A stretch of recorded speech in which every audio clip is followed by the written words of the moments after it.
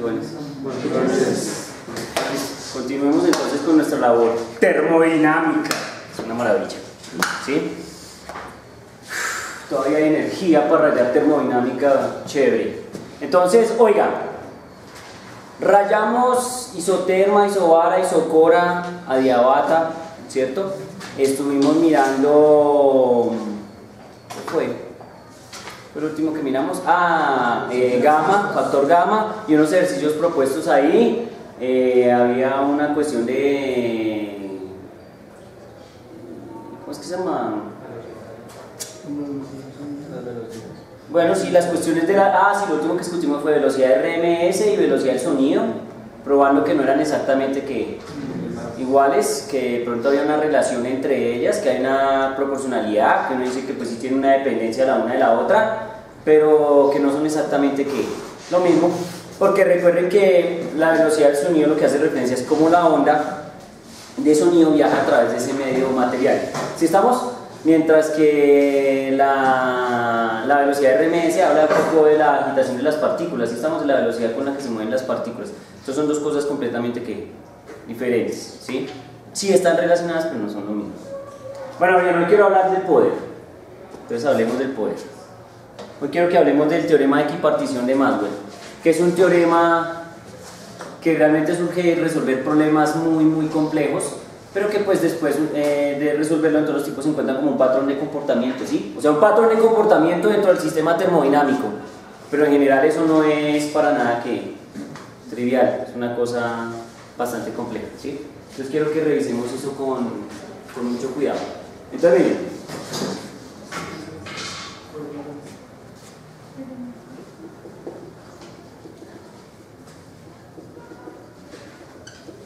equipartición de Maxwell. Entonces la equipartición de Maxwell está asociada a una cosa que se llama energía interna, ¿sí? Entonces resulta que la energía interna se denota con la letra U, ¿sí? De energía interna. Resulta que entonces cuando uno estudia un gas ideal, uno puede decir que ese gas tiene una energía interna, que está asociada pues a un sinnúmero de factores que dependen del gas. Particularmente cuando construimos la teoría cinética del gas ideal, nosotros supusimos que nuestro gas ideal era ¿cómo?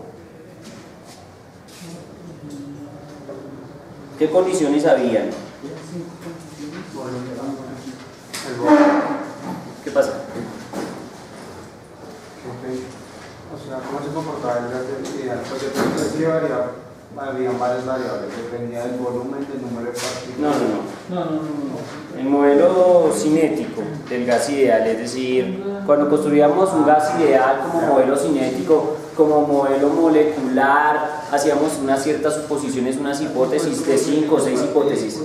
¿Cómo? Está compuesto por pequeñas partículas, el volumen de las partículas es pequeño comparado con el volumen total del gas. El número total de partículas. Las leyes de Newton se cumplen en las partículas. Depende de la velocidad también de las partículas. Ok, entonces miren, ahí hablamos de varias cosas, pero primero, la energía interna del gas ideal, como es monoatómico, ¿qué quiere decir que sea monoatómico? Que yo dije que es monoatómico. Pregunta del parcial, monoatómico. ¿Ah? O sea, no dice individualmente por partículas. No estrictamente eso. ¿Qué es monoatómico? Sí tiene que ver con algo individual, pero no es una cuestión de análisis, ¿no? Sino es una cosa de que uno asume que las partículas que constituyen el gas son individuales, son entes individuales. Es que lo que pasa es que uno podría encontrar gases mucho más exóticos, ¿sí? Gases diatómicos, poliatómicos, gases que tienen estructuras un poco más complejas. Entonces uno asume la estructura más sencilla, y es que es una esferita del dragón, tranquila, sencilla, y colisionan entre ellas. ¿Estamos de acuerdo? No es más, una sola. Entonces la energía interna del gas ideal, en primera instancia, puede depender solo de una cosa, de lo que uno denomina energía cinética de las partículas. De la energía cinética de las partículas. ¿Estamos?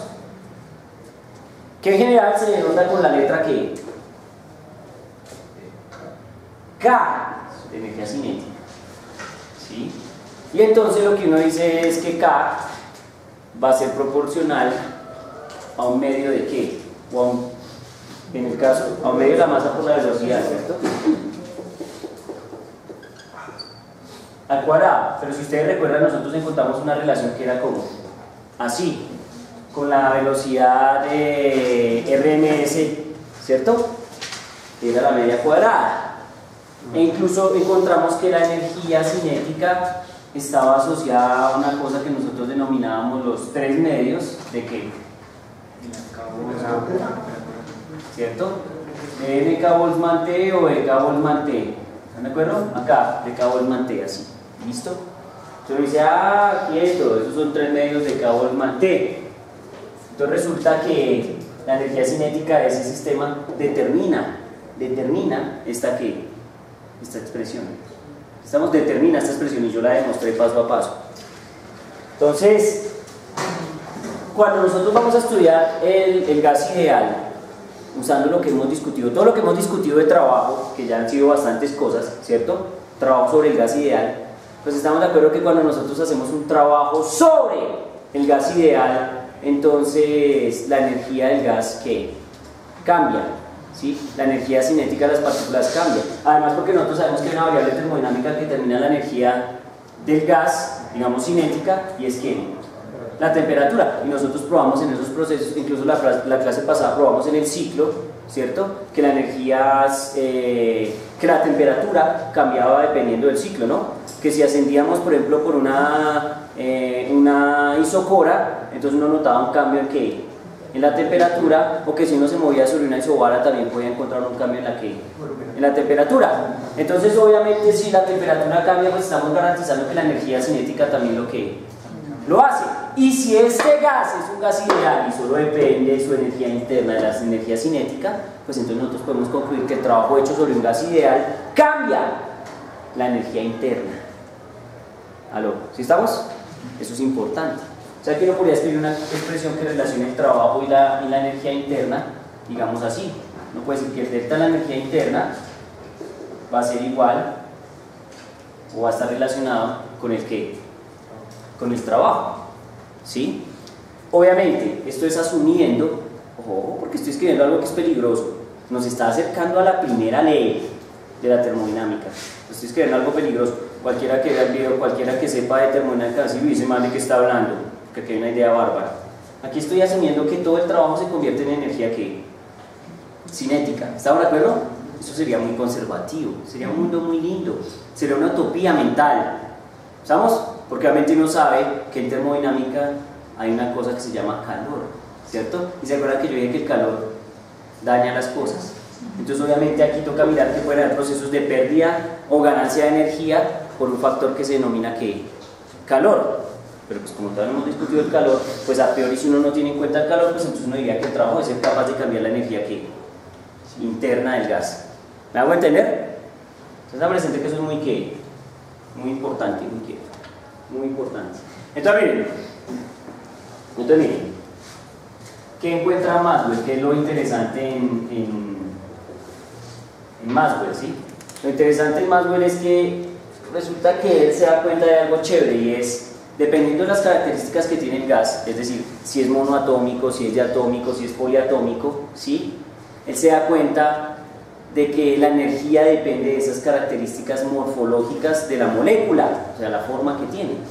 Entonces, mire, dice, oiga, si la molécula es monoatómica, ¿sí? Entonces la energía se verá como tres medios de ¿qué? De K Boltzmann T. Una partícula monoatómica tiene una característica bien especial y es que estamos asumiendo que toda su energía está asociada a la traslación. ¿Aló? Que toda la energía que tienen las partículas de ese gas está asociada a la ¿qué? A la traslación, o sea, pam, pam, pam, pam, que fue lo que hicimos cuando construimos el modelo, ¿no? ¿Se acuerdan? Puse una pinche pared acá, y pega una pelotica acá, rebota, fuerzas, no sé qué, presión, y salió un poco de cosas ahí hasta que llegamos a la velocidad de RMS, que es como...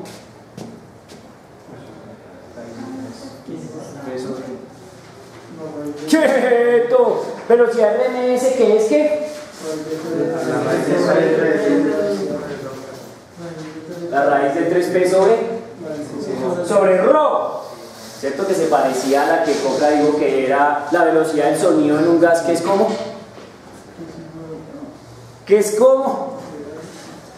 Esa fue la última ecuación de la clase pasada. ¿De qué usted nunca mira en el cuaderno? ¿Qué? Amiga, dígame, ¿cómo es la última ecuación de la clase pasada? ¿Ah? ¿Cómo se llaman? Gamma. Gamma. Entonces es raíz de gamma P sobre ρ. Quietos, ¿no? Entonces es analógica. Entonces, bien. Entonces, en un gas monoatómico, la energía está asociada a los 3 medios de Ka-T, y básicamente lo que estamos diciendo es que el objeto solo tiene 3 posibles condiciones de movimiento. Es decir, si uno tiene un sistema de coordenadas, no sé si esto está ahí, ¿sí? 3 coordenadas como son X, Y y Z, ¿sí? Entonces si uno tiene esas 3 coordenadas, entonces dice, mire, pues esa partícula estando en un sistema de coordenadas tridimensional, en un espacio, un volumen, pues solo tiene 3 posibilidades de movimiento. Es decir, una partícula se mueve en Z, o se mueve en Y, o se mueve en ¿qué? En X, o se mueve en una combinación de las 3, pero básicamente depende de las 3 coordenadas máximo. Es un movimiento lineal. Sí, porque son movimientos en línea recta. De hecho, todos los movimientos ahí se asumen como línea recta. Nadie va a hacer ¿qué? Curvas. Además, porque es que si hay curvas, entonces porque entre las partículas existe una cosa que se llama ¿qué? ¡Fuerzas! Oiga, y entonces si hay fuerzas, pues ya la energía no puede depender solo de la energía cinética de las partículas. Resulta que si hay fuerzas, entonces hay fuerzas intermoleculares, entonces eso tiene que generar una energía potencial extra dentro del sistema. ¿Me van a entender o no? Y entonces ya la energía no solo va a depender de la energía cinética. ¿Me van a entender? Entonces tienen que tener que cuidado. Entonces dice, oiga, entonces la partícula pues se mueve como quieran sobre estas regiones, pero tiene 3 grados de libertad, es decir, 3 formas de moverse, en X, en Y o en Z, o en combinación de ellas y nada más. Entonces esos 3 grados de libertad, que lo que dice era este fulano, están aquí escritos. Tiene que 3 grados de libertad, ¿sí? Entonces lo que se encuentra más bueno es lo siguiente, dice, uy, mire, severo, por cada grado de libertad que tenga el sistema, va a haber un medio de Ka-T. Pero como hay 3 grados de libertad, pues entonces hay 3 medios de Ka-T. Es decir, para X, digamos, si se pudiera decir así, entonces para X hay un medio de Ka-T. De pronto no es la mejor forma de decirlo, pero es la forma en que creo que pueden entenderlo. Para Y, entonces digamos que es para X. Para Y, entonces uno dice, oiga, entonces hay otra forma de movimiento, entonces hay otro medio de Ka-T. Y para Z, entonces hay otro medio de Ka-T. De tal suerte que cuando el objeto está en movimiento, ¿sí? Bajo esas 3 posibilidades, entonces lo que me cuenta es que la energía cinética total va a ser la suma de las 3 energías, en X, en Y y en Z, o en las posibles coordenadas de movimiento o grados de libertad. Entonces uno dice, entonces por lo tanto la energía va a ser igual a 3 medios, o simplemente si quieren escribirlo así, un medio de Ka-T, un grado de libertad, más un medio de Ka-T, otro grado de libertad, más un medio de Ka-T, otro grado de libertad. Que si uno ve que esto es así escrito, si esto es energía cinética, porque es un problema de energía cinética, ¿sí o no? Entonces lo único que uno puede concluir entonces es que la energía cinética de la partícula es un medio de la masa por la velocidad en el X al cuadrado, más un medio de la masa por la velocidad en Y al cuadrado, más un medio de la masa por la velocidad en Z al cuadrado. Y cada una de esas coordenadas o grados de libertad en Y, en X y en Z tienen equivalentemente un medio de Ka-T. De tal suerte que al final al sumarlo nos da 3 medios de Ka-T. Se llama teorema de la equipartición de Maxwell. Entonces Maxwell lo que encontró fue que la energía se reparte equitativamente para cada grado de ¿qué? De libertad o coordenada posible de movimiento en X, Y o en Z. ¿Lo pillan? Brutal. Ush, no, falta qué. Ush, no, pero esta gente no se asombra de nada. Oigan, te van a presentar una cosa, yo lo estoy diciendo y suena hasta lógico, ¿sí o no? Aló, suena hasta lógico, pero no lo estoy ¿qué? ¿Lo estoy demostrando? No, les estoy diciendo, crean en mí, hagan un acto de fe. Maxwell dijo, y les estoy replicando la idea, probar esto no es trivial. Probar esto implica resolver problemas de mecánica estadística. Es posible que se pueda demostrar de 3 maneras diferentes. Ahí, en mecánica estadística hay 3 sistemas, que yo ya creo que les comenté un poco. Uno se llama el microcanónico, otro se llama el canónico y otro se llama el gran canónico de Gibbs. Y les dije que en uno es un sistema diabático donde no entra ni sale energía. En el otro sistema había entrada de energía, que había un baño de energía que se llama un reservoir de calor. Y en el último eso había entrada de energía, entrada de partículas y salida de partículas, y se llama el gran canónico. Entonces resulta que para resolver esos sistemas toca plantear una cosa que se llama, una expresión energética que se llama hamiltoniano. Uno plantea el hamiltoniano del sistema y resuelve unas integrales que se llaman integrales n-dimensionales en un espacio de fase, en una esfera n-dimensional. Bueno, eso es una vaina re loca, tranquilos. Yo la digo, la comento, tampoco es que la entienda así, que digan, ¡ah, qué bruto el profesor, cómo sabe mecánica! ¡Oh, shh! No, simplemente sé que existe, sé que deriva de ahí, sé que tal vez alguna vez lo rayé, creo que aunque sea una vez en la vida, y dije, y dije, maldita sea, y dije, ya está muy impresionante, y impresionante, y entonces entendí en qué consistía el juego. ¿Me hago entender? Y ya. Pero, pues, si usted mira, venga, profe, mostrémosle, le diría, no me acuerdo, tocaría rayarlo, sé en qué está fundamentado, pero es algo serio. ¿Me entienden? Entonces, si alguien está interesado, pues puede buscar esas ideas y mirar un poquito cómo funciona. Entonces, oiga, mire, entonces resulta que de pronto hay un sistema que es un poco más complejo, ¿sí? De pronto uno puede encontrar un sistema de gas que ya no es monoatómico, sino que ahora es diatómico. ¿Qué quiere decir eso? Que una molécula ya no está hecha por una sola partícula, sino son 2 partículas. ¿Sí estamos? 2 partículas que se mueven en un espacio R3 dimensional. Entonces uno tiene Z, tiene Y y tiene X, ¿sí? Pero la partícula o molécula que nosotros hemos denominado está escrita de esta manera. O sea, son 2 partículas que están enlazadas, están ligadas de alguna manera, ¿sí? Por fuerzas intermoleculares, pues las que sean, cuáles no me pregunten. ¿Estamos? Hay unas fuerzas ahí de cohesión molecular, creo que se llaman fuerzas de Van der Waals. Bueno, no, sí, el caso es que ahí están unidas. Entonces, ¿qué pasa? Entonces la pregunta que le hacen a uno es, bueno, ¿y si eso es así? Y si si Maxwell dice que es dependiendo de los grados de libertad, entonces lo que van a decir es, oiga, ¿y cuántos grados de libertad tiene esta vaina? Y entonces uno dice, no, pues mínimo debe tener que los 3, en X, en Y y en Z. Claro, no pueden contar que el centro de masa de este sistema de 2 partículas se puede mover hacia allá, hacia allá, hacia allá, ¿cierto? Y pues en diagonales, lo que sea, que son combinaciones lineales de las diferentes direcciones X, Y, Z, ¿sí o no? Pero entonces resulta que este man además tiene una propiedad que este man no tiene. Y es que, ¿qué más podría hacer? Además de hacer eso, podría rotar, ¿sí? Entonces resulta que, entonces dice, oye, ¿cómo así puede rotar? Entonces dice, sí, claro, puede rotar. Y tiene dos formas de rotación, digamos, predilectas o privilegiadas, ¿sí? Entonces puede rotar, digamos, puede hacerlo así o puede hacerlo así. ¿Sí estamos? El único grado de rotación que nosotros no tenemos en cuenta es sobre este eje central de simetría, porque si no, hubiéramos podido decir que esta también hubiera podido rotar. Entonces no, lo que estamos diciendo es que puede rotar, digamos, esta partícula, entonces va a ser que uno acá entonces puede rotar así, ¿sí? Como de esta manera respecto al centro, ¿sí? Así, o lo puede hacer así. Sí. Cada punto del marcador tuviera una... Sí, una partícula, claro. Entonces, o hace esto y entonces estas dos están girando así, o si no, están girando así, o si están muy locas, pues es una combinación lineal de los 2 giros. ¿Sí estamos? Pero no nos interesa este giro. O sea, este giro estamos asumiendo que no aporta para la energía interna del sistema. ¿Estamos? Entonces, para que lo tengan claro.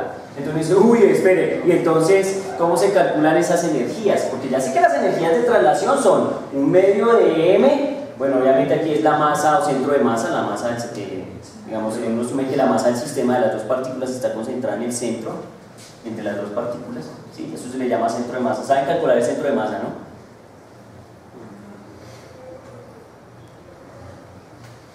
¿Cómo? El centro de masa de un sistema de partículas. ¿Aló, mamá? No, entonces mire, pille. No es tan difícil, es breve, es un promedio ponderado. ¿Cómo se calcula un promedio ponderado? Se hace la sumatoria de todas las particiones y dividida por el número de la cantidad. No, ese es un promedio aritmético. ¿Cómo se saca el promedio de esta materia con promedio ponderado? Solo que no les he dicho que no es un promedio ponderado, sino es un promedio geométrico. Esta materia se saca con promedio armónico. ¡Uy, profe! ¿Cómo así? ¿Si se acuerdan que yo les enseñé promedio armónico o no fue a ustedes? ¿Fue a otros? ¿Sí? En mecánica creo que sí enseñé por allá esas mentiras. Y yo es como, ¿mecánica? ¿Y cuándo fue eso? Ah, bueno, en un año 2011, 2012 creo que fue eso. Muy bien, bueno. No, básicamente es un promedio. O sea, uno dice, tengo una posición, tengo otra posición y tengo las masas. Las dos masas son iguales, entonces hago un promedio como lo que sigue. Yo digo, en la masa, el R centro de masa, porque es una posición, ¿cierto? R centro de masa va a ser igual. Digamos, esto es masa 1, esto es masa 2. Y entonces uno dice, esto va a ser M1 por R1. Obviamente, entonces la partícula, voy a quitar este sistema de coordenadas un momento. Entonces la partícula 1 pues tiene una posición que R1 y la partícula 2 tiene una posición R2. ¿Estamos? R2 son vectores, ¿estamos de acuerdo? O sea que R centro de masa también debe ser un vector. Entonces yo digo, eso es M1 R1 más M2 R2 todo sobre la sumatoria